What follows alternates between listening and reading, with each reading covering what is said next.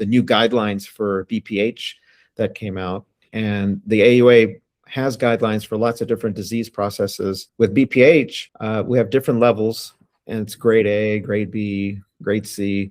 And PAE has been part of the guidelines since 2023, and it had a grade C designation. Well, at this year's AUA, it increased to grade B. Basically, grade B means that there's a lot of evidence suggesting that this is a good treatment option for BPH, although there could be more evidence that could come out which could push the efficacy or the ability of the treatment to treat BPH. No, absolutely. I think this endorsement from the American Urological Association is going to serve as a big game changer, not just because it supports what we're currently doing, but also this should also give a lot more credence for patients to get this patient covered and paid for. So, I mean, I think the big changes is what you just said. It went from being somewhat of a classified as an investigational only to a recommendation. Now, does have some conditions to it, but I think it's definitely a huge move in the step in the right direction. I think it really comes down to a few different things. That there's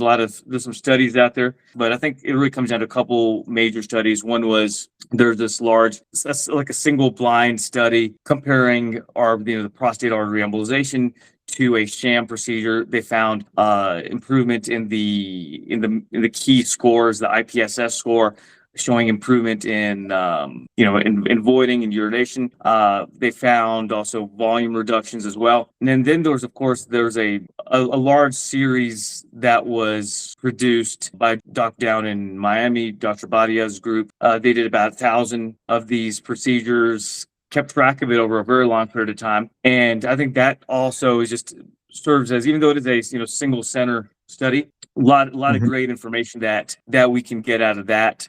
I mean, he looked at the procedure from multiple time standpoints, looking at prostate artery embolization initially at 3 months, 6 months, even going out to 4 to 6 years out.